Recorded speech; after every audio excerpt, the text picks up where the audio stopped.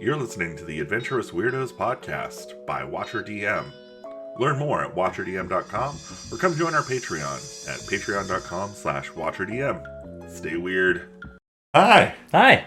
Austin Holm. Gabriel Hernandez. It's good to see you again, my friend. It's good to see you. It's been a moment since we've been in the same room. It has. Yeah.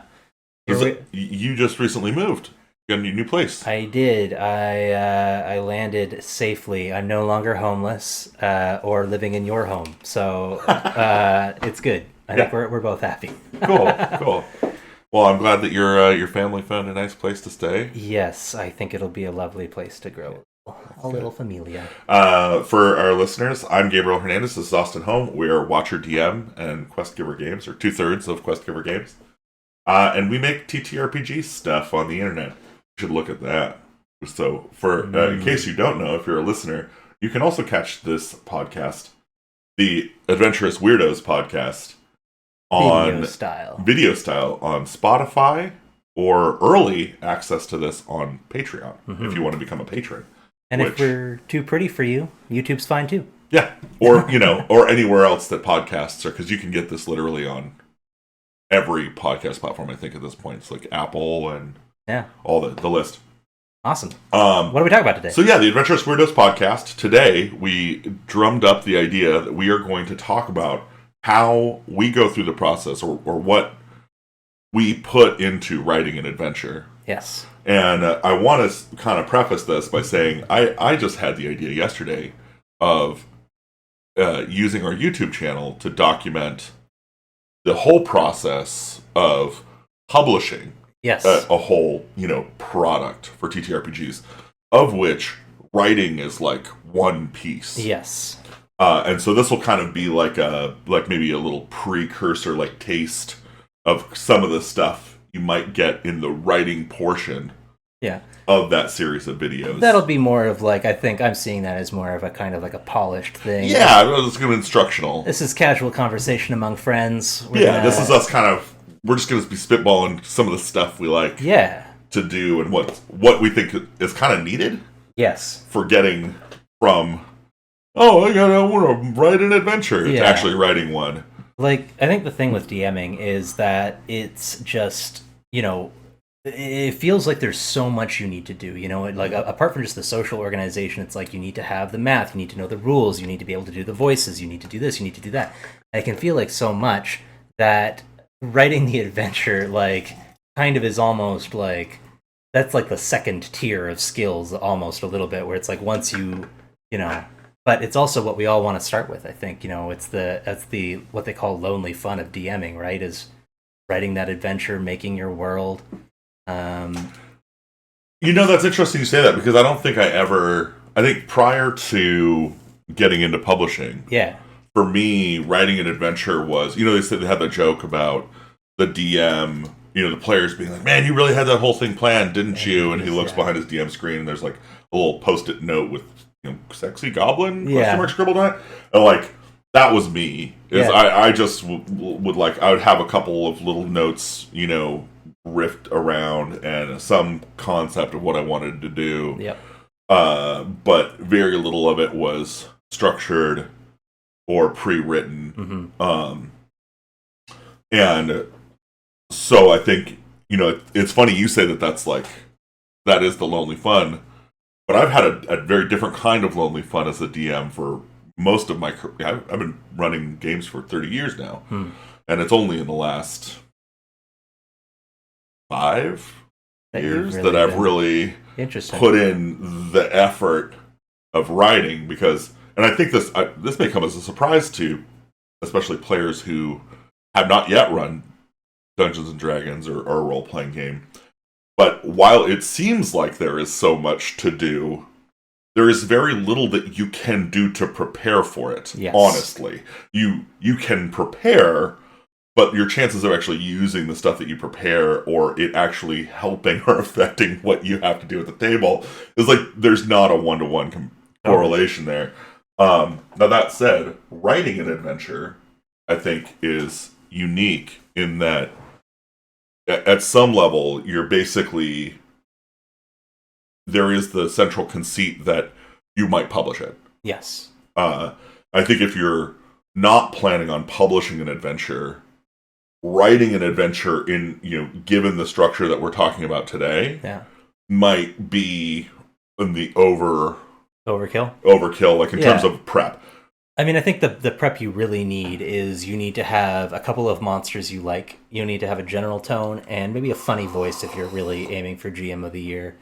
And you can kind of string that together for sure. Actually, I think probably the most important thing as a DM, if you want to run a successful game, is really understand the characters. Yes. The players' characters are central to what's going to happen in the world, and so understanding them first, and then kind of setting the backdrop for them to, situationally deal with is that'd be my take on the same statement. But now in terms of writing an adventure, I think so. You've written, how many adventures have you written now? Like published? It's got to be like 11 or 12. 12, 13-ish. Yeah. And I have actually written, I think, one or maybe two that we have published that I wrote, and they're the earliest stuff. They're not anything I would consider good. I think the best stuff you wrote, you're sitting on because you're still cooking it. It's not done yet. I think it's absolutely ready for the limelight. Goblin the Musical. You heard it here first. It's going to be amazing. God damn it, shut up.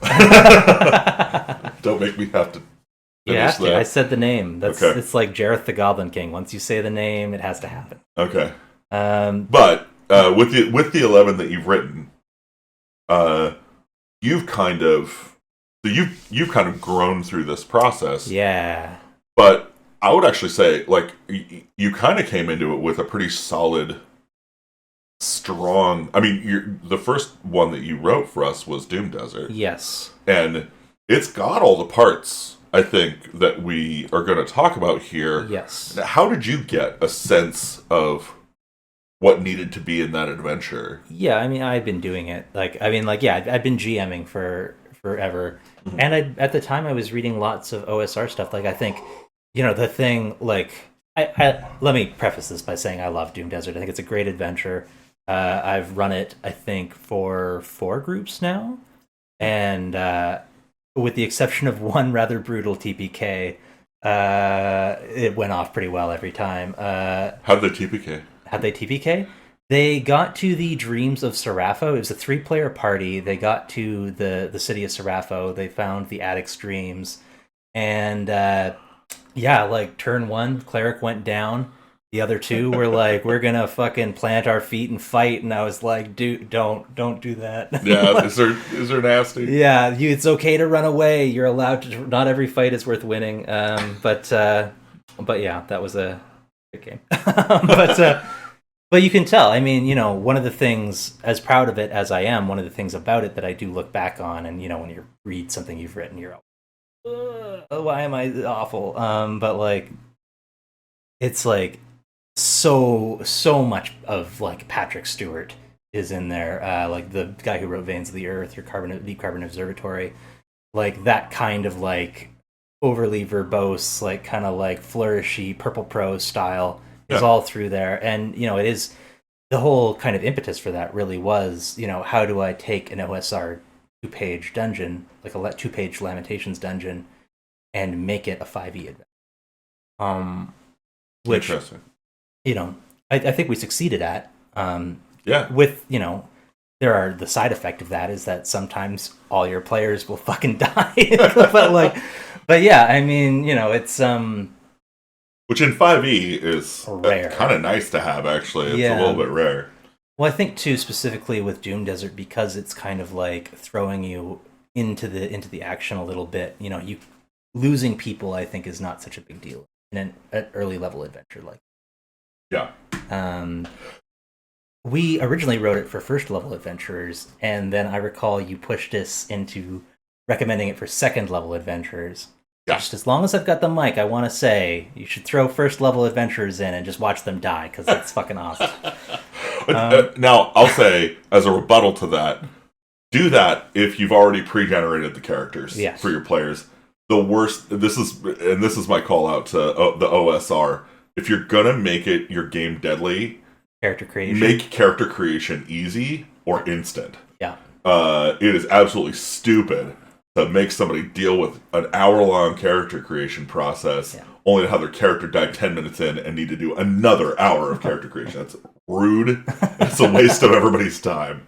That's one of the things I like about Troika is character creation is it's 5 minutes. Oh yeah, no, it's amazing. That's one of my favorite things about Troika too. Anyway, let's dig into this. So the first thing on the kind of list of tasks we think you should, or that we do, I think, when we're creating an adventure, is to kind of get a concept. Yeah. And this is your invitation to imagine, as you described it. Yeah. I think, too, it's the thin edge of the wedge. For Doom Desert, it was a desert of black sand under a red sky, and with a floating black pyramid kind of hovering above it. Yeah. And so everything around it was kind of okay, well, how do we get there? Or Moon Elves, it was you go to a party and you wake up and the fairies have stolen your face. That's the main thing is somebody's gonna lose their face in this. Yeah. And I think those ideas, I think everybody has them, and then we discard them very quickly. Those kind of just little fantasy images or flashes of something, and then you just go, it's nothing. But if you write that stuff down or you kind of build on it, it becomes the grain of sand in the middle of the pearl. You can kind of, you go, okay, well, why is the sand black? Well, it's fantasy drugs. It's an entire desert of fantasy drugs. Why is the sky red? They're in a red glass bottle. That's why.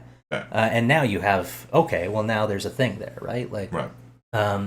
So I think that coming up with that concept to kind of bring everything else in is, it's not a matter of getting the concept, it's a matter of catching it and putting it on. Yeah. And as far as the invitation to imagine goes, you want to make sure that image is strong enough that when you bring it to people, they start going, oh, now I'm imagining what's going on, what's in that floating pyramid, right. where did the elves take my face, right. Those are the kind of questions you want to try and what kind of a palace does an elf prince live in? Yeah, right. And that's to Patrick Stewart, to bring him up again. That's one of the things I love about that kind of OSR old school style writing. Is a lot of the time it's just oh yeah, I'm gonna throw out something fucking crazy, just some nonsense words or some sort of really esoteric thing, and you're not gonna know what it is. But it's just going to suggest something to you, and that's going to be enough to kind of get us rolling. Cyclopean Vibratron. Yes, exactly. Right. Yeah. What is it? Right. Yeah. What's a schizochroral observatory? Well, yeah. See, that's the thing I think too. There's a thing in 5e that I don't like, which is just what? Yeah, right.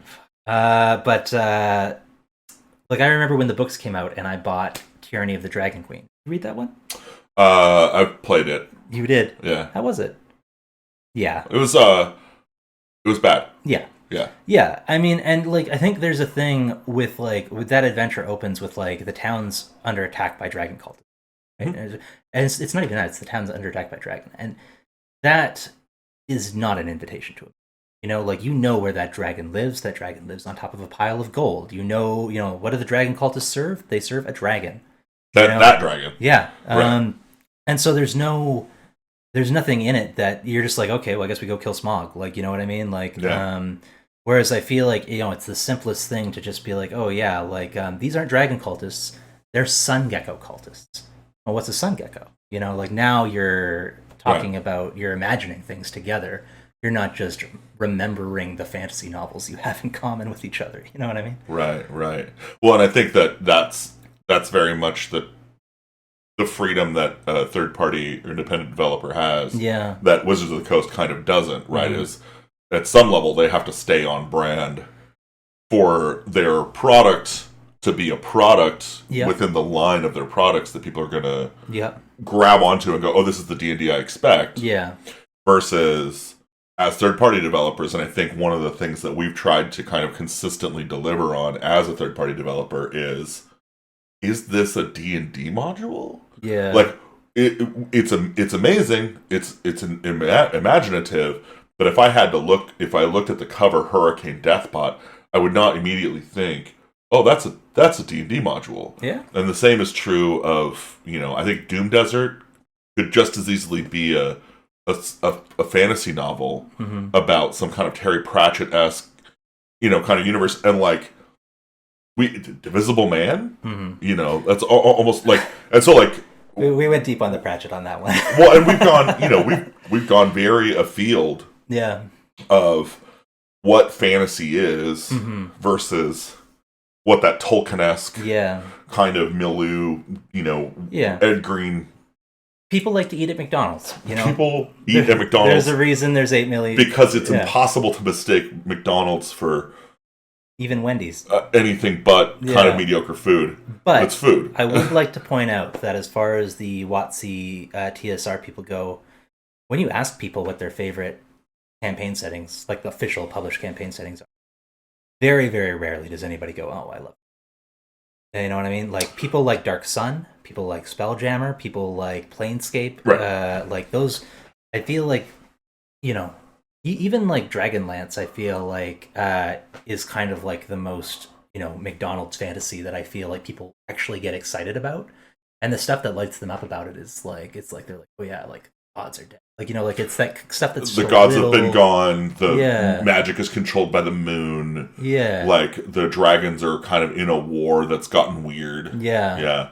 There's some stuff there that's, like, I feel like what they did with their concept was strong in that it took some of the precepts of the kind of Tolkien-esque fantasy and turned them on their heads and subverted some expectations, and then did world building on top of that. Like you said, the invitation to imagine. Yeah. But yeah, no, I totally get that. And yeah, it's interesting because, like, I think if you look at the stuff that's been published since 5e, it's, hands down the most successful, popular module so far has been Curse of Strahd, which is a little off the beaten path. It's a very different adventure from it is not a dragon fantasy trope. It's a Dracula fantasy trope. Yeah. And it's even got some weird stuff from that, but I mean, you're playing with ideas of lost love and vengeance and spite at the as the central motivations for the enemy. And I think that's such a deviation from almost everything else. My least favorite, absolute, I think it's the worst WotC module written, is Descent into Avernus. And the whole reason for that is effectively that if the devil is like the devil that WotC has written, hell's boring. Yeah. Hell is dirt boring. I have no interest in the evil that is represented there. It's shallow. Yeah. There is something about, like, theme park Underdark too. I feel like I'm being really good. But we're tearing down WotC. We're punching up. Come get us. Yeah. Come get us, Merle.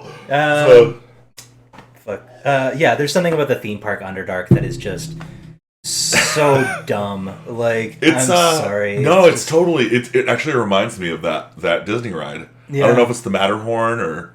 No, it is Space Mountain. Space Mountain, where you go in and everything's cool. It's a black light glow. Yeah. Well, you look at, like, it's third time's the charm, Patrick Stewart. We said your name 3 times. We're Beetlejuicing you. Now you can come on our podcast.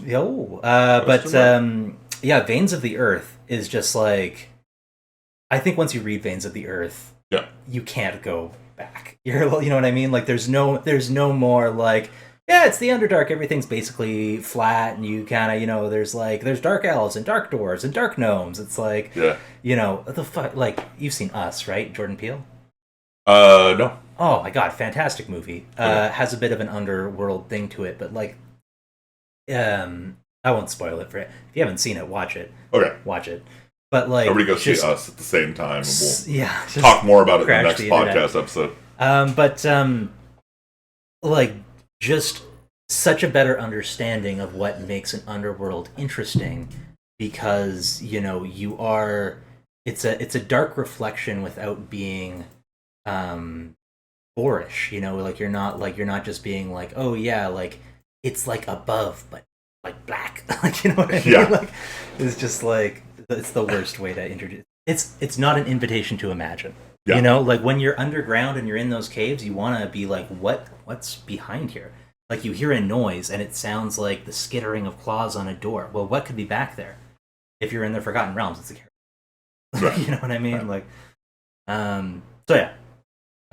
Cool. So, get a strong concept. Yeah. I think is the first, and this is to say, if you want to make adventures like we make, if you want to make adventures like everyone else makes, you can grab somebody else's concept. That's totally fine. Yeah. We are in an industry where the remix is the default. Intellectual property.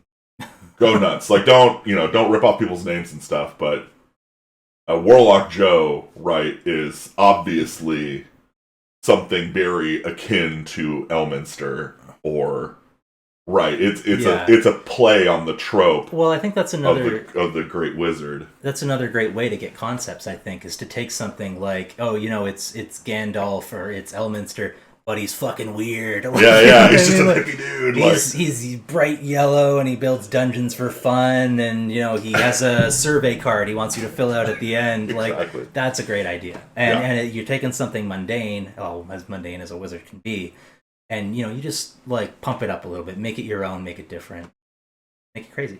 Yeah, absolutely. So once you've got a cool concept. Now, we kind of have listed here, the next thing is like the quest hooks. Yes. But I refute that as the next step. No, that's like one of the last steps. Really. Okay, so let's do this in the order you should do it. Okay. What do you think is the next step? When I'm doing it? Yeah. Well, my next step after I have a concept is I start just brainstorming things, and they basically break down into it. Like I'm just like, like Doom Desert was like, okay, like, so, it's about people missing things, right? So like there's no moon in here. Who would miss the moon? A lycanthrope. Lycanthropes are boring. Make them wear spiders. Like that's an encounter. Like kind of just going through your idea like that. You're in a desert. What do they need? Water. Yeah. Okay, the water cultists, thirsty cultists, run by a guy who's pulling water from the crucified river devil. So cool. Yeah, it's a good one. I like that. But yeah, I think encounter design is the next step, which at the most basic level, like when I started running, was as simple as you go to the back of the monster manual, you see what CR you're dealing with. You're like, my guys are level 3. I'm looking for some CR3 monsters, and pick a couple. Yeah. And as far as encounter design goes, I mean, that's the bare minimum. I think from there you can go into, what makes this fight against an ogre different than every other time I play. Right. Well, there's a river. There's a magma pool. There's, some environmental factor. Maybe he's got a weird monster with him. Yeah.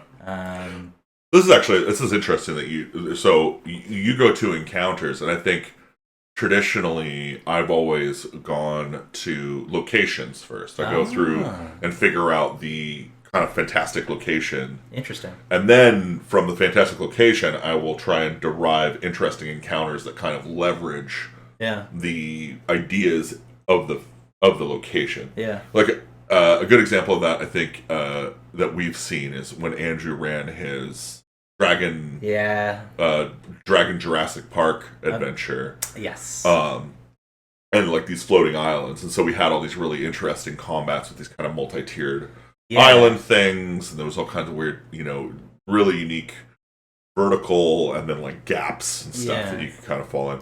Well, that's an interesting one too, because like specifically when you're dealing with the dragon's stat block, like I think it's Bronze Dragon in 5th has the Repulsor breath, right? Mm-hmm. So I feel like whenever I pick up that stat block, my first question is always, what am I knocking my players off of? So like we used 2 Bronze Dragon Wormlings to represent a ghost in Longbear Valley. Yeah. And that fight takes place in a hydroelectric dam with a catwalk. Right. So the idea is these things throw you off the catwalk, or like in Andrew's Dragon Jurassic Park. Ooh, there's a fucking like we had those flying islands, and like shadow dragons was a big part of it. So like having to figure out where the shadows were was a huge part of every encounter. And, right.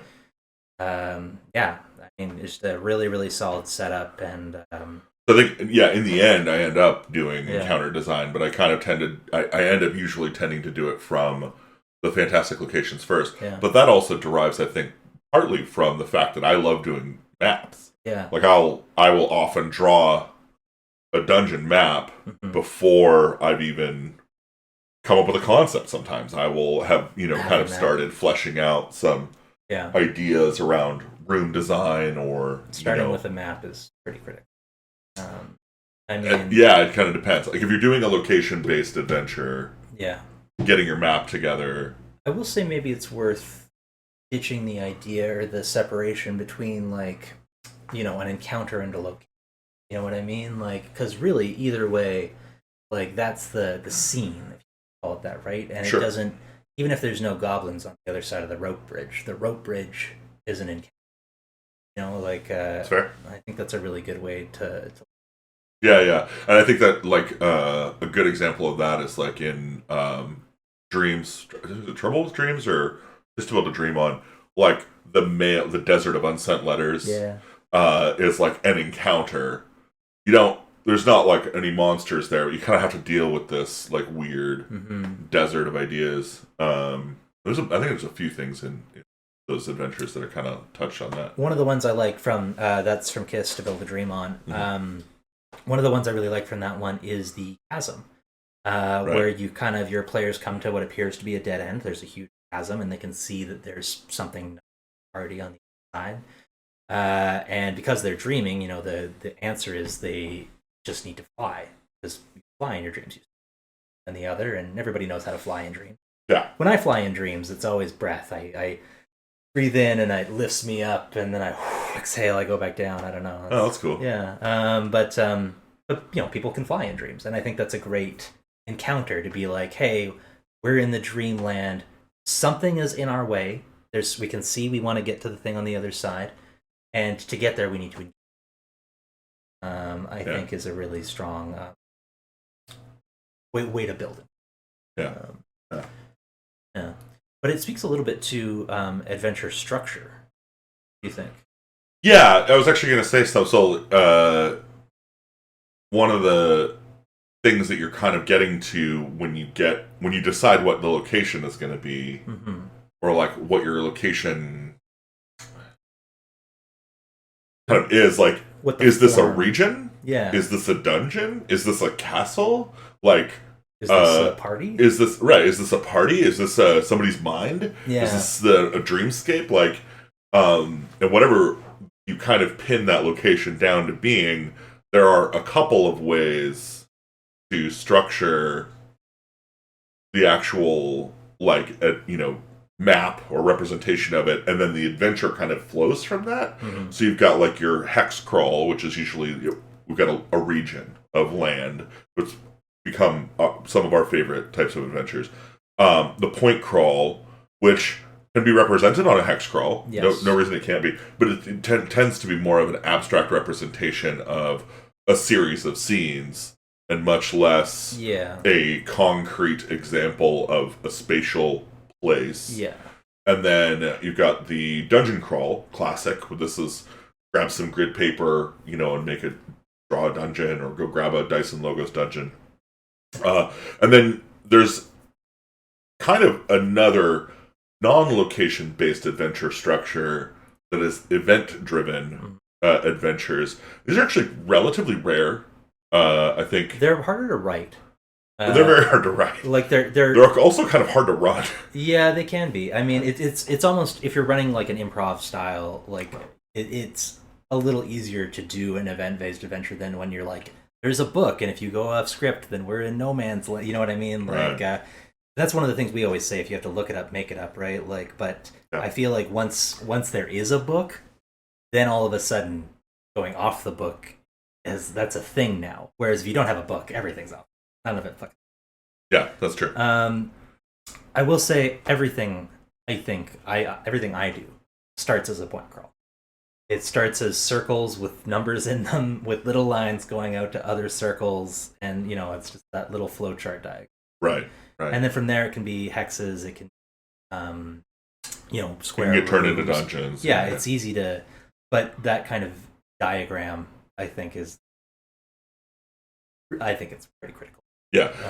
Yes, and actually, yeah, good point that starting with a flowchart of your adventure, whatever you intend the output to be, can be a really strong way to start developing structure. And I think that's kind of a manifestation of that brainstorming, kind of process, right? Where you're like, oh, okay, well, what's my central concept? And you start brainstorming, things that are adjacent and cool ideas based off of it. Next thing you know, you've got kind of a cluster of kind of encounters. Now, if you want an example of an event-driven adventure, I would point to Debutante. Debutante's a great one. Just if you wanted an example of that, I don't think either of us are super up on that, so we're not probably dive into that too much today. Moon Elves is pretty event-based. Oh, yeah. Yeah, actually, that's true. Yeah, Moon Elves is another really good event-driven. Although, Moon Elves, uniquely, is event-driven for the first half, and then it has, like, a location at the end that's kind of a cool, like... battle arena. Yeah, you do these, like, event chains, and then you go and do, like, a little battle arena at the end, so it's kind of nice for both in that regard. I will say, just one of the things that I always try and do with the flowchart is I feel like, you've probably heard people talking about railroading as like one of the 7 deadly sins of being a DM these days a little bit. I don't 100% agree, but I do always want to center player choice. I think like when I think of my favorite video games, like Fallout 2 was kind of the one that made me fall in love with video game. There's a side quest in that where there's 4 factions. Side with any of the 4 factions, and each faction has like 2 or 3 different ways to win for it. So there's like it's like a choice of 12 ways to solve this one little conflict. And you're not always going to get that. But also because it's D&D, you kind of always have an infinite number to solve any of these things. But when you're flowcharting, I always look for rooms that have 3 ways out. Because that's one way you can go in, and then you have a choice of 2 ways out. So when I do my little dot flowchart, my little circle flowchart, a lot of times what I'll do is I'll go in afterwards, I'll color in all the ones that have less than 3 paths. And so you get a really quick idea of how many dead ends or like hallways or non-choice locations. And I always try and keep that to a minimum because I feel like one of the like low energy beats that you encounter in RPGs a lot of the time is that okay, we go forward.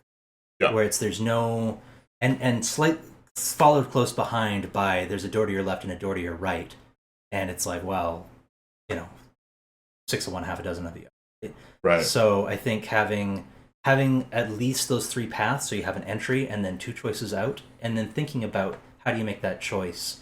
Like if you listen at the door, is there going to be different sounds? How do you telegraph enough information to make the choice meaningful? Yeah. That's a really good point. That's I think that ultimately comes down to kind of the encounter design. Mm-hmm. In that you're pinning down like, okay, this is this scene or whatever, but like outside of just knowing what's in the scene, how do you represent that from the place that you could be entering from? And I think that becomes trickier when you've got loops. So anytime that you've got a way to get to the same place 2 different ways, mm-hmm. you kind of have to account for that on both sides. And so that's something to look out for in your encounter design, is making sure that you like if the state of that encounter changes, that you've taken into account, like the impact it will have on both ways to get in. So you're not going to flub You hear some monsters in the next room. It's like, oh, the next room? Really? I thought we were already in there. It's like... Wipe those guys out. Yeah, we wipe those guys out. Now, when you're doing encounter design, now you said, grab a couple monsters for the CR you're looking for. Well, and like, that's a good start. That's how I did it in high school. Yeah. It's, that's the cheap way. Sometimes that's how I do it today. Yeah. Right? If I'm low on time and you don't want to... I think I did a stupid YouTube short that was just like, just grab a stupid monster for the CR. Get some minions that are reasonable and then dress it up a little. Right. And I think despite that being a terrible encounter that I designed, I'm sure, the idea was that an encounter doesn't have to be what it says on the label, what it says on the tin. Yeah. So an air elemental in the middle of a fire, like a burning house, is a more interesting representation of the torrent of moving air that a fire creates than an air elemental as a monster. I think when we were talking about player builds and stuff the other week, I was saying how much I like, if you're a rogue, don't take the criminal back. Right. If you're a barbarian, don't be an outlander. Like, you got to find those conflicts, right? And I think juxtaposition. Same's true with encounter design. Like, an ogre in his ogre cave, in his ogre swamp, is, if he's talking about onions and he has a donkey, maybe that's fun. But typically an ogre in his ogre cave is not going to be nearly as much fun as an ogre at a tea party. And, if you have to negotiate with the ogre on the basis of we're being very polite and fancy and I need to get information out of you, that's way more interesting than he has a tree trunk he's using. Sure. Now, that said, one of the things you want to do when designing an encounter or choosing monsters for an encounter is to read the room. Yes. If you know what your audience is going to be or is going to be playing, you should be looking for ways in your encounter design to enhance that. Now, while it's basically not possible to know, when, like, if your adventure's going to be run, there's a mage in the party. You don't know that. Yeah. But you do know if the adventure is designed for 5th level. Yeah. Which means if there is a mage in the party, they have fireball. Yeah. So give them something to fireball. Yes. Right? Give them something to lightning bolt. It is absolutely, I think, one of the unwritten rules of D&D that if you are running a game and you have a wizard in your party and they hit 5th level, the next adventure necessarily has to include about 60 kobolds neatly packed in a 20-foot radius circle, sitting there waiting to be fireballed. And that's, we were going to say, writing to characters, like, when your characters get new abilities and stuff, build encounters around that. Give them a chance to feel fucking cool. Now, unfortunately, when writing an adventure, you might not know. That can be really difficult to do. But I think one of the things you can do for writing to characters when you're writing an adventure is you can go through, you can check the level. One of the things I like to do is run down the skill list and just say, did each of these skill proficiencies get an outing in this? Right. And you're never, nobody bats 100. You're never going to get all of them in, have it feel not awkward. Right. But it's worth going down that list and just kind of going, if somebody's bringing a bard who has expertise in the religion skill, how are they going to feel cool in this? What's going to be the thing that makes them go, oh, I'm glad I took that expertise skill. Right.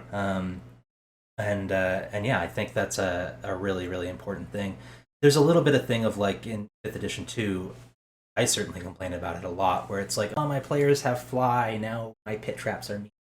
Like, a little bit, yeah, but also, once your players get fly, everything is on the other side of a 60-foot pit. You know what I mean? Like, once you have the key, then that's a whole new set of encounters that can make your players feel cool and badass and like they have the answer. Yeah. And that's fun. Absolutely. Interesting. Yeah, and I think there's a limit to that, though. Absolutely. Which is, and this is where things get really difficult, is when you're writing adventures to level 16, level 14 characters. High level where the power is insane. Yeah. Pretty challenging. And you will have to bust out some tricks, teleportation just automatically puts you in a cage, kind of garbage. Yeah. Yeah. But by the same token, I mean, like, if you like, we've got Privatized Little Hell coming sometime. It's an adventure where you go into hell, you're fighting devils. It's level 16. If you're running that with a cleric who has a bunch of really high-powered turn undead stuff, look through it and think, could this encounter be undead? Like, could this encounter be undead? Like, if you have a ranger whose favorite enemy is whatever, and you're running a published module, look through it and see, where can I tailor this to my guys? That's a really good point. Yeah, tweak the modules to kind of fit the strengths of your actual party. Yeah. That's a good idea. And especially as an opportunity to reskin monsters where you're like, these are kobolds. Oh, but my cleric has, cool undead stuff and nobody cares about dragons. They're skeletons now. Yeah. You can still use the same stat. They're undead kobolds. Yeah. Which is so cool. Easy. Yeah. Now, that all sounds great for the encounters throughout the adventure. Mm-hmm. What about the boss fight? I think the most important thing with a boss fight is that it should be, you need your rope bridges and your collapsing roofs and your fires and all that stuff that people love to put in. But I think the most important thing is to make it a social encounter. Right. When you're rolling you're rolling on the bad guy's turn, you should have legendary actions one. That's my beef with 5th. Nobody has enough legendary actions. But that's my second beef. We're going for 3. We're going to find out what the third one is by the end of the episode. Stick around to the end. Stick around. We're going to complain about the popular stuff. But yeah, like, make your attack, cast your spell, whatever your bad guy's doing on his initiative, and then say something. Taunt them, insult them. Nothing like a good player, good boss insult to get the players really, like, if you killed their familiar in a previous adventure, bring it up. Bring up that you murdered that familiar a million goddamn times. Yeah. I really liked in Moon Elves, we had that table of stuff, Claviceps Purpurae, the Moon Prince could say. Yeah. And some of them, we were playing that, one of the playtests of that adventure was with a Kenku. My wife was playing a Kenku. Yep. And God, Hiccup. Yeah, Hiccup the drunken master Kenku. And I believe at one point I just shouted, "You can't do this to me, I'm a Moon Prince!" And my wife has not stopped saying that. You can't do that to me! But those are the moments, like, when the tension is high because of the combat, that's a great time to be storytelling. Because that's the stakes are immediate, they're mechanically expressed, which is important in these games, I think. And, just adding that dialogue there is, I think, really brings it. Yeah. What do you think is important in the boss fight? You've run some pretty keen ones over the years. Have I? I think so, yeah. I think I'm trying to think of the last time that I ran a good boss fight. I think it was the the dire troll in the troll adventure. And I think you guys ended up like cakewalking it because you... That is not how I remember that adventure. Well, no. You all almost died to the trolls. Yeah, we did. But by the time you actually were dealing with the dire troll, you had kind of sorted out how to, like, keep it in a pit, basically. You had kind of imprisoned it in some way and just used y'all's magic to kind of imprison it, which was fine with me. I was like, okay, you all almost died. Like, I think some people were actually still unconscious when you were dealing with some of the fallout from that. Yeah, just, I don't know, somehow I think our rogue and our bard got trapped on the other side of a pit, and like half of us were getting trolled, and it was like, there's only so many fireballs you can cast, it turns out. yeah, you ran out. Now, I think, for me, a good boss fight largely just comes down to kind of keeping the player, like, surprising the players with information that they didn't have before about what they're dealing with. That's a great one. I think, and even this is true even if you're not in the boss fight. Like, if you're dealing with the villain in the abstract, or the villain is present, but you are not currently interacting with them, they are just there overseeing.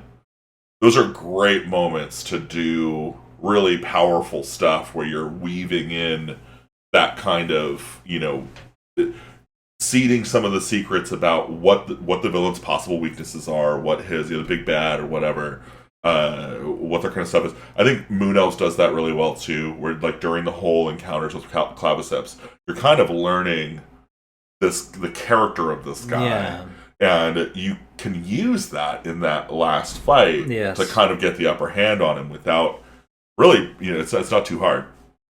And like I think those to me feel like the best boss fights. Now, boss fights have to be challenging. Like you have and this is super hard in 5e.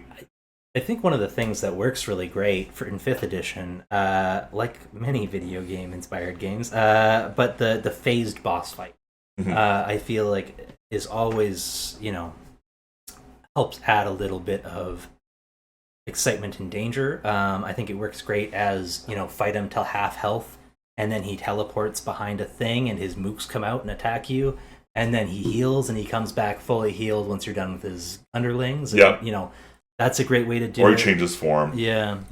It's interesting, too, because there is a bit of a tension in 5e between, like, it's the rest tension that runs through that game, where it's like, do you want your guys to be at full power when they fight the big bad, or do you want them to be at a lower power? And you kind of want to have your cake and eat it, too, I think, which with the phased boss fight where, maybe the bad guy can talk to you, but his, you're fighting other things, or you're fighting, his first form, like the Dragon Ball Z Frieza thing, where it's, this isn't even my final form. Like, I think there's a lot of juice there. So I'm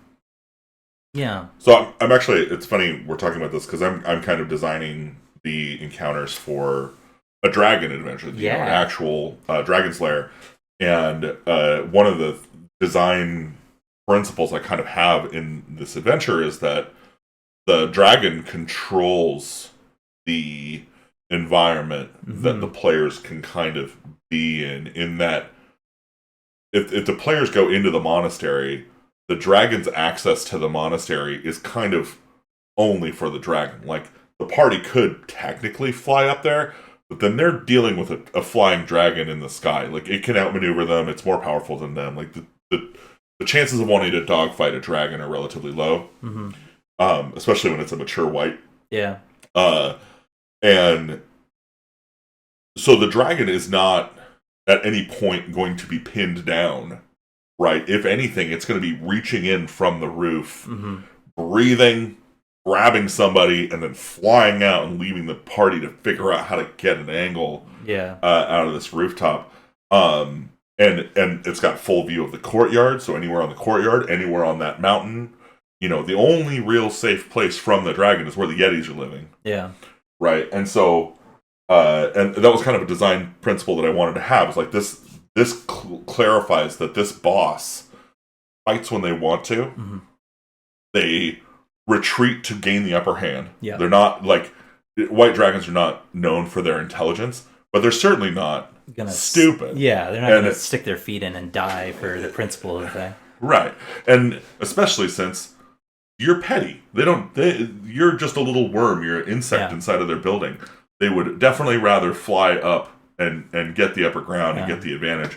We're dealing with that. But then, to underpin that, the juxtaposition, again, subverting the expectation, is that the dragon, having decimated the population of that monastery, has created a population of ghosts that are haunting the place. And so while the dragon controls the environment, they also have lost entire control of the environment because they are in a haunted place of their own creation. I feel like this goes back to concept stuff a little bit, where like it's like, white dragon lives in a snowy mountain. Not interesting. White dragon lives in a haunted monastery where it killed all the monks who used to live there. Now we're talking. It's a great setup. So, and I think like that. I think if you're going to do a boss fight in your game, which not required. No. Not required. Absolutely. You don't have to have a boss fight. And in some adventures, it's probably better not to have one if you're going to be having a lot of combat encounters, because combat encounters take time. Plan for your session length. What do you think? Put on the tin. How long do you expect a session to go? With Horde of the Northwind, I fully expect that adventure to take multiple sessions. and probably be playable for up to 5 or 6 sessions of the party kind of going back and forth between the base, kind of the village at the root of the mountain, and kind of sneaking in to kind of peel treasure out and do adventures within this kind of region of stuff, just trying to get an upper hand on the dragon until they can finally take her out and control that horde. I think that's cool, because then, like a villain makes a great centerpiece thing, and I think wrapping them into the environment is a really great way to... You never want to get to a boss fight and be like, who's this guy? You know what I mean? You should know who he is by the time you get there. Absolutely. And like, whether it's partying with claviceps or walking through, the living embodiment of this dragon's hostility in terms of like the winter setting, like, that stuff matters. It builds up that encounter. And, if your players are beating your boss monsters and they're not going, fuck, yes, fuck you, like, you've missed it. You know what I mean? Like, it has to be, it has to feel satisfying. And in order to feel satisfying, I think first it has to be frustrating a little. Or at least, not frustrating per se, but it has to feel like it's pushing back. Well, you have to telegraph it enough for them to acknowledge the seriousness of the threat. Yeah, I think, and that can manifest as frustration. Yeah, because obviously something that just controls the environment or has a lot of power in a moment that puts you guys at risk is that's frustrating. Let's circle back to the beginning of this, and I think now is about the time to start talking about quest hooks. Yeah, because ultimately, once you're halfway through the adventure, the hook will be, we've already put some spell slots into this. I've been hit a couple times. I'm not leaving this fucking dungeon until I get that money or whatever. Yeah, believe that your players will fall for the sunk cost fallacy, because they will. Every single time. Yeah. But getting them in the door can be tricky. I think having compelling reasons to go in the door, representing something as both difficult and rewarding and achievable, is kind of having that mix of things be correct is super difficult, and a lot of it I think comes down to kind of holding some of those secrets back about what the real risks are. Yeah. But yeah, a lot of it also comes down to what's the reward. Yeah. What do you think?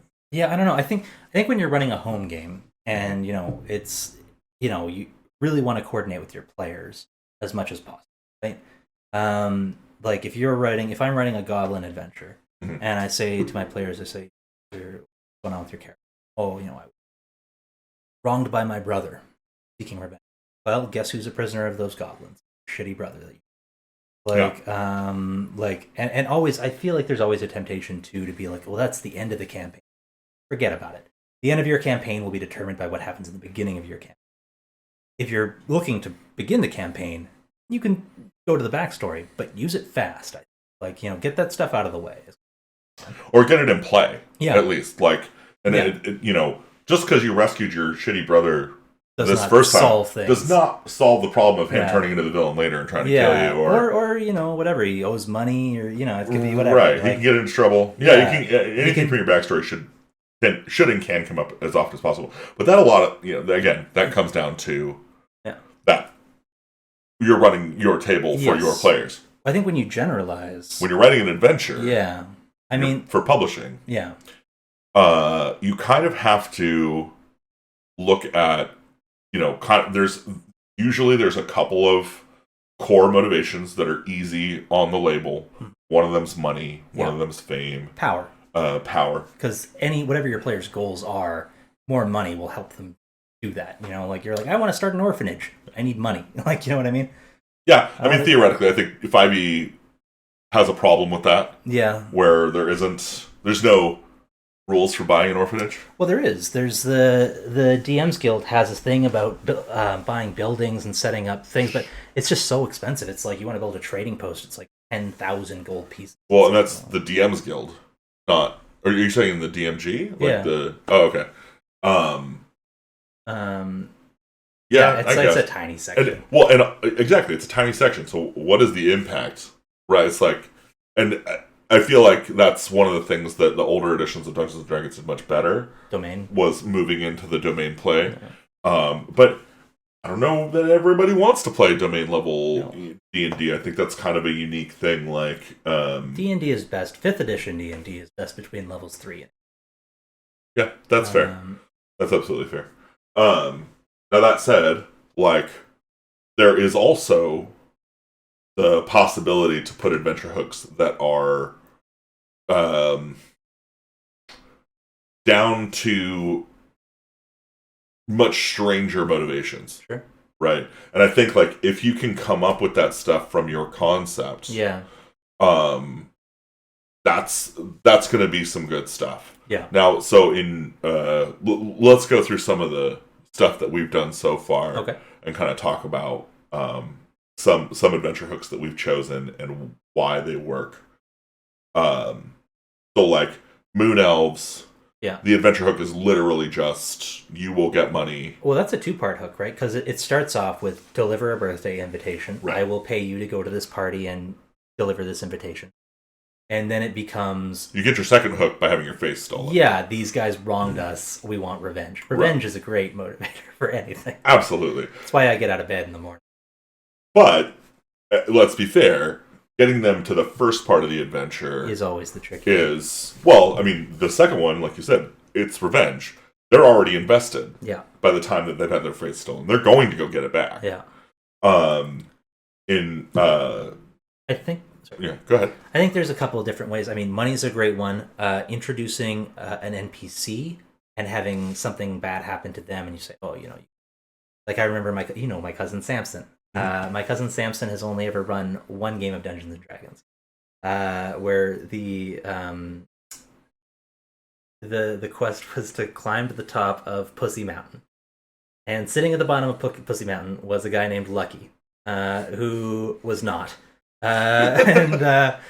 Just the way he, this was a cornball beer and pretzels type of game, so it's not exactly high art or whatever, but just the way he played this character, being like, I love my life, sure would like to get up that mountain someday. It was just like, Lucky, we are gonna get you to the top of that. Don't worry, my friend, like, life has been hard, we're here now. Like, that's funny. Like an NPC can be a great hook. Money is a great hook. A good villain can be its own hook. Environmental changes can be a great hook. Yeah, I think the world, like, the world having stakes or things threatening the world or the environment can be a really strong motivator for people, especially if you are like... so I think a good example of that is like Hurricane Deathbot.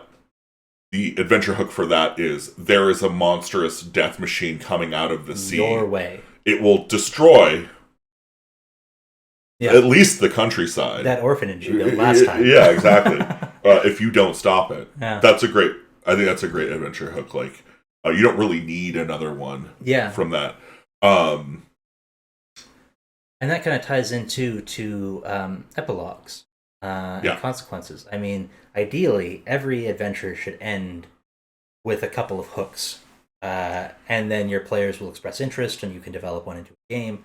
If you're writing for publishing, I think it's great to have a couple of things that just say, look, like, if you want to keep playing these characters beyond this one adventure, here are some ongoing consequences. And I think the people who are in my mind, the industry things of that.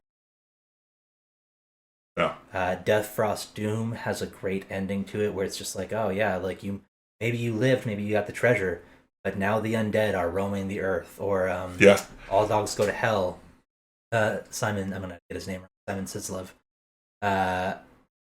All Dogs Go to Hell is like, it's like a 8-page adventure followed by 12 pages of, okay, now this sentient disease is free in your campaign world, and it wants this and it wants this, and it has these effects, and it's just like, here's how you fucking ruined things again in your greedy little dungeon delving guys, like, which for Lamentations is perfect.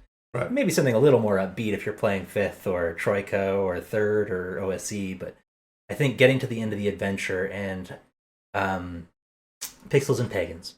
My first Pixels and Pagans game. That's our Holm game we all run together. Mm-hmm.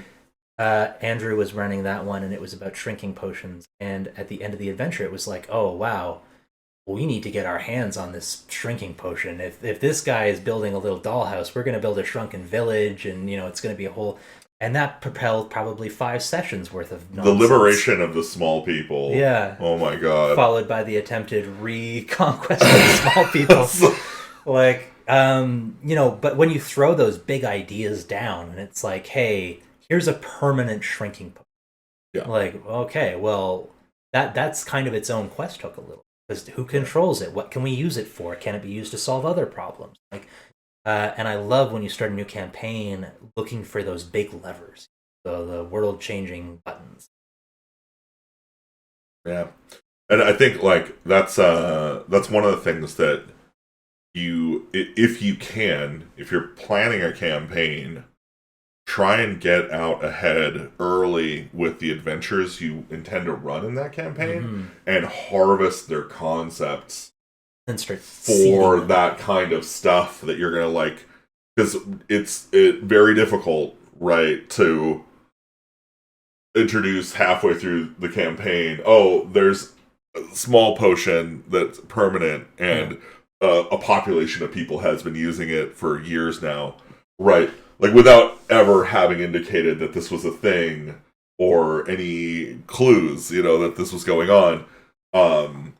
Whereas if you're going to be using that, and from the beginning you start having small items disappear, and you're planting the little seeds along the way, so that when the reveal is there, the players go, oh, you did it, you Christopher Nolan'd me, me, you prestiged yourself, Morty. Yeah, I mean, I think a random encounter table is the perfect spot to for example, our Lamentations game, if you roll a 5 on that random encounter table, you're finding statues, and of different materials. They could be wooden statues, they could be stone statues, they could be glass statues.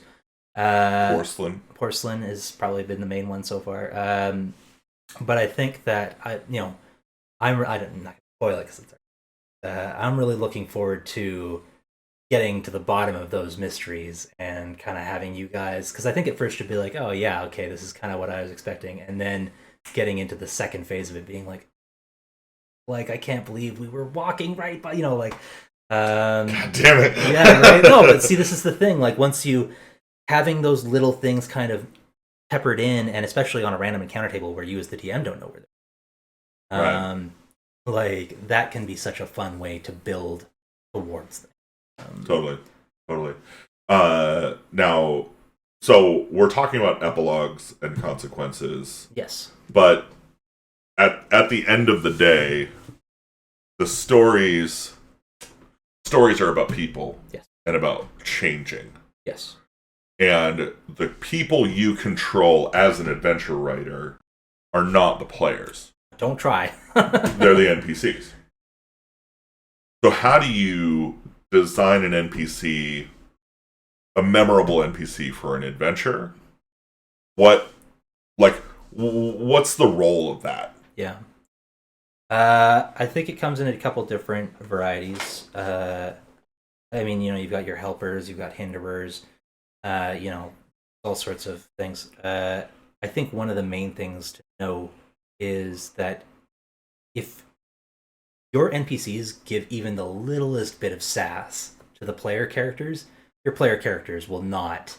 A quest giver should never be I'm not sure about these guys. You know what I mean? No. That's the fucking death of a quest hook right there. Sure.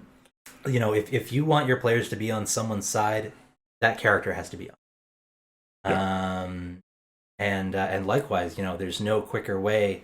We said this last time. There's no quicker way to make a great villain than just be petty and rude. Just kind of the petty rudeness is what will really get under people's skin. And That's true. I think with Baron Aspian, it's been oh yeah, he's dissolving this empire and stealing the rightful throne, and also he took the word of that footpad over me. I'm a noble. I think being very clear about how you want a GM reading it to run it and to what effect, to say, like, this guy is supposed to be friendly. You're partying with these were spiders. These were spiders, they have a bandit stat block, but they're not looking for trouble. They're just drinking and talking about how much they miss. And they want to drink with you. Yeah, they want to drink with you. And maybe if you get drunk, they'll give you a little nibble, and you'll end up being a were spider too. Those kinds of I think too, one of the things I like to do with NPCs, and I'm not great. I'm a bit of a sophist, but I think just having a thing that they say that sums up who they are, that you can say in their voice, really, really helps sell a character, get you in the mood for a character. Like there's like the Mike Myers thing. Anytime I have to do a Scottish accent for a dwarf or something, I know you hate Scottish dwarves, but does anybody like Scottish dwarves? I love them, but I always go to the Mike Myers, the "heed pants new." He puts an addictive chemical in his chicken that makes it crave it fortnightly smartass. Or like if you're doing voices like 24 from the Venture Brothers is one of my favorite voices to do, but I can never do it unless I start with one of why don't you have a little more jelly, you big queen? Like, you gotta do it a couple times and be like, once you have that phrase and you can hear it in the character's voice and you can kind of say it a couple times, just do that before the session, and it'll make your character so much better. Because when I try and do a voice and I'm not warmed up, like I was at Pentacon a couple of weeks ago, and somebody handed me a pre-made character, and it was like an elf sorcerer or whatever, and I was like, oh, he looks like David Bowie.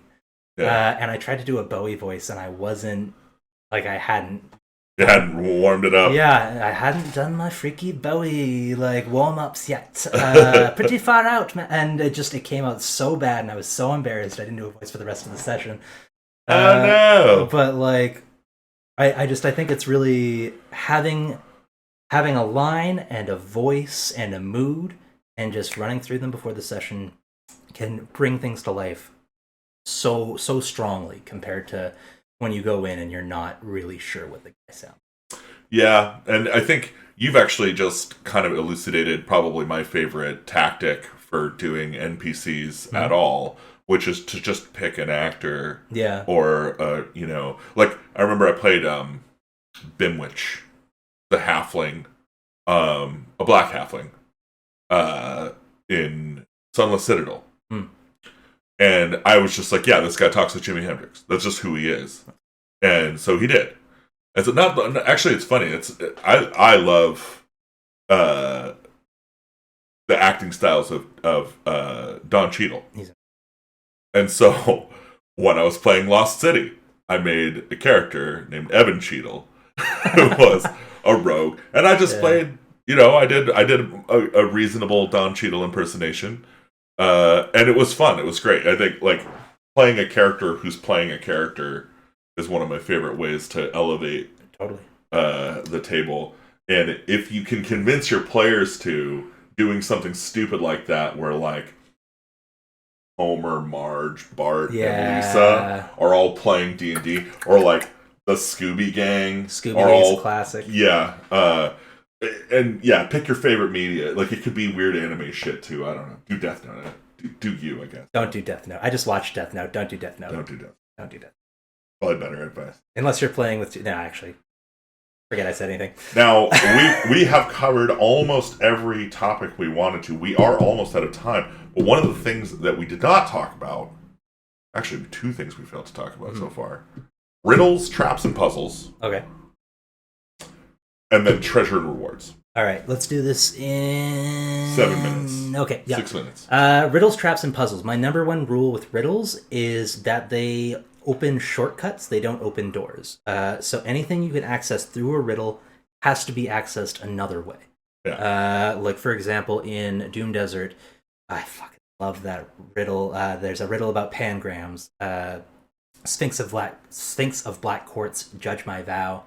Has every letter in the alphabet in it. There's read the thing. Read it. Go read it. It's great. Go read it. Actually, here, give me that. Yeah, I think I remember in playtest kind of being this is such an esoteric coming to Amazon soon.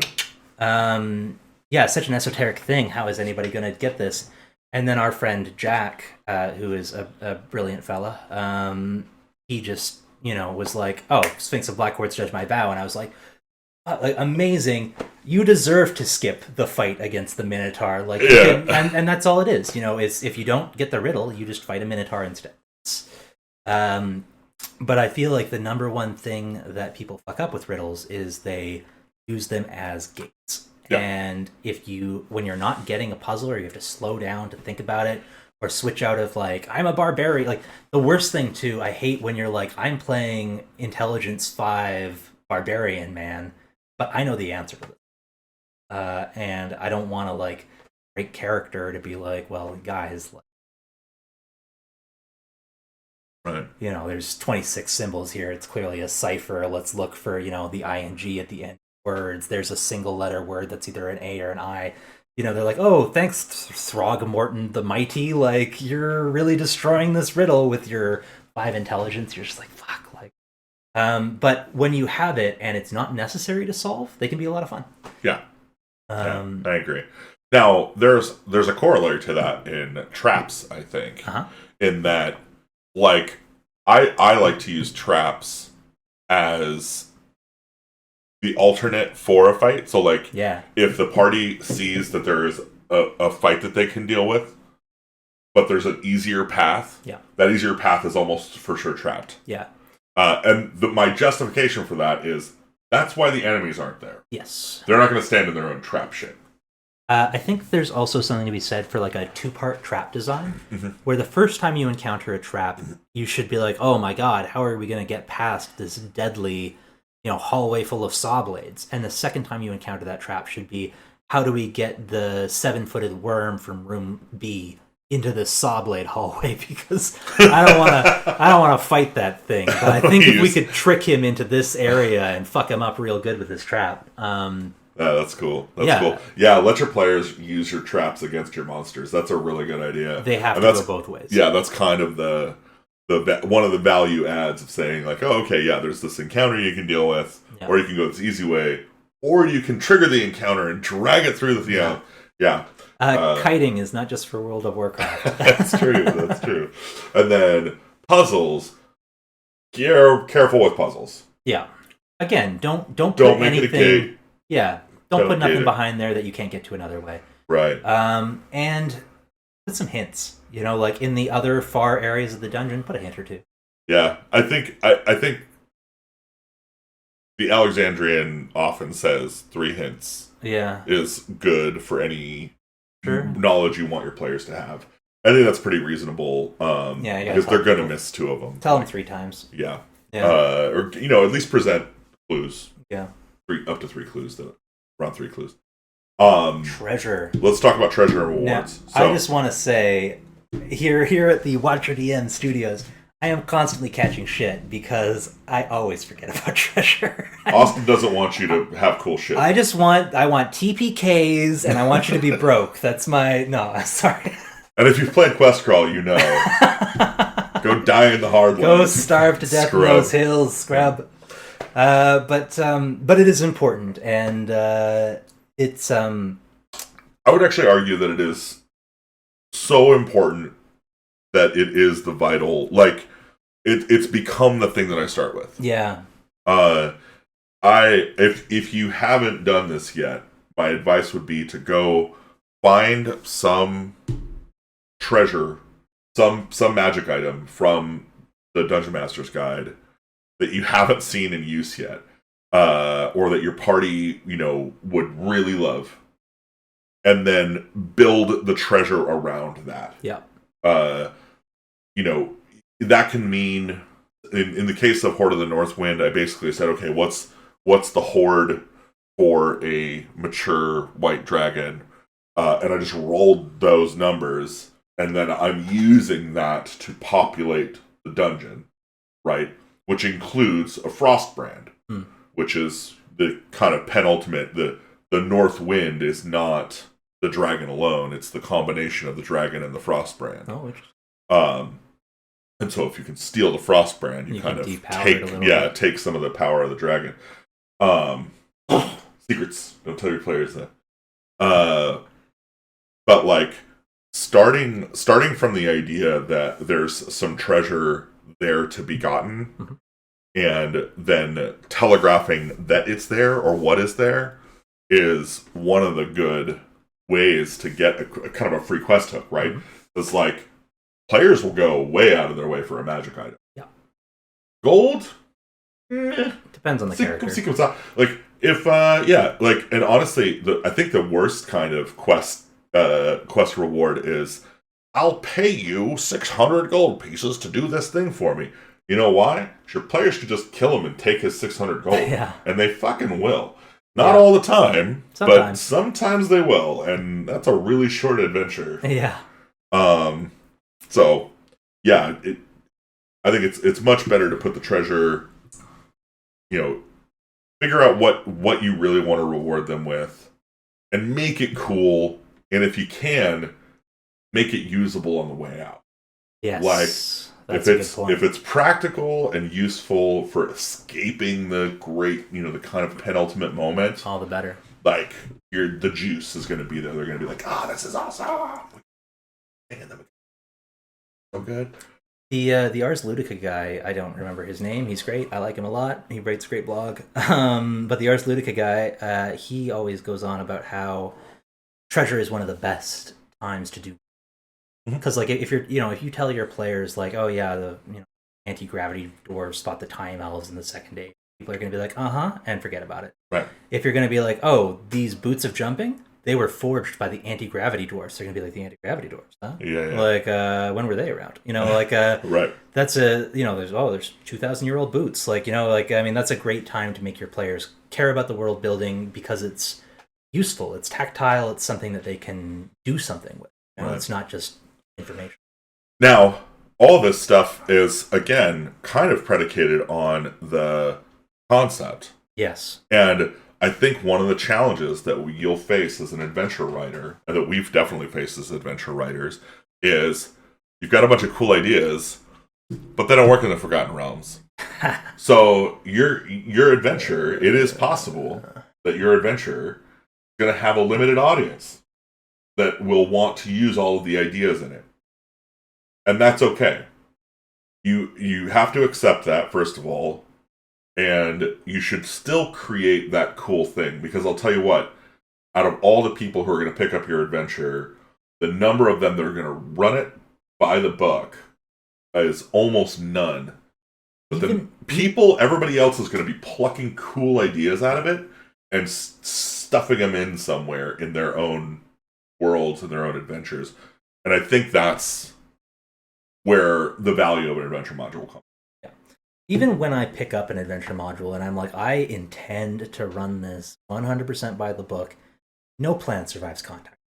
I mean, it's always going to end up being filtered through my perspective and your perspective. It's always going to be like the game is made at the table. Right. And the adventure module is just an ingredient. And just like when you're cooking, there's a million goddamn ways to cook an onion. And the writing is just an ingredient of the adventure module, and you'll have to find out the rest in the production series when we do our production series on YouTube. So go over to our YouTube channel, Watcher DM, and subscribe. If you want to support our work, you can purchase any of our products on DriveThruRPG, on itch.io, or on WatcherDM.com. Or you can join our Patreon at patreon.com/WatcherDM. We're releasing actually a bunch of stuff on our Patreon lately, just kind of small things. Like I did a bunch of index card terrain, and Faraday is still getting kicked around on there. Of course, you get early access to the podcast videos, and you also get full access to all our entire catalog of adventure modules. So you don't have to purchase them or anything. You can just access them, and you get access to us on our Discord. And so, yeah. We hope we'll see you there. Yeah. Otherwise, Austin, thank you so much for hanging out with me today. Thanks for having me over. And we'll tell you, stay weird.